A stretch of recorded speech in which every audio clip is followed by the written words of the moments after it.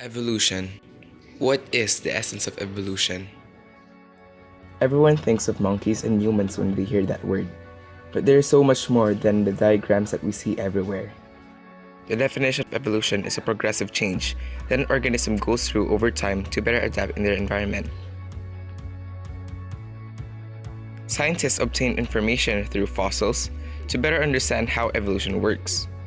They use different techniques and processes, such as carbon dating and relative dating, to find out the age of the fossil. So, how does this help in understanding evolution? As they study the fossils of different organisms and learn what era they're from, they can list down the changes that they see in this species and learn how they evolved. But even without the help of fossils, it is feasible to observe evolution by means of comparative anatomy. In this process, different body parts of different species are studied to better understand how they evolved. For example, the forelimbs of dogs, lizards, and whales have similar structure but they have different functions. These are called homologous structure. From this, we can conclude that they have evolved from the same ancestors. Another one is analogous structures. These are structures that aren't similar and yet they are for the same purpose, such as bird wings and bat wings. Evolution could also be observed by looking at embryonic development of different species. The closer they look alike means the closer they are as a species.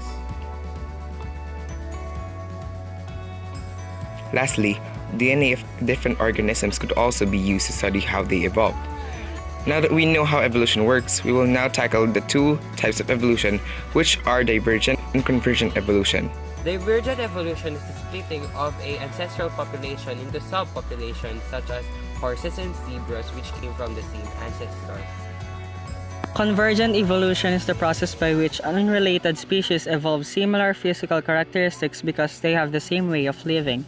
This can be seen from dolphins, which are from class Mammalia, and sharks, which are from class Chondrichthyes.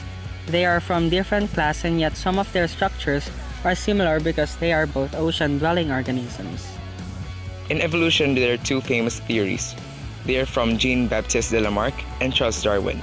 Lamarck suggested a theory of acquired characteristics which says that if an organism changes during its life in order to adapt in a particular environment, those changes will be passed on to its offspring.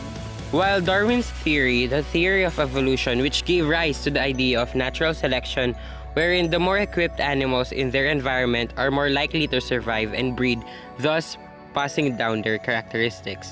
The theory of Lamarck is rejected by many scientists, due to the fact that if there are changes in the body or cell structure, surely there is change in genetic information of the species.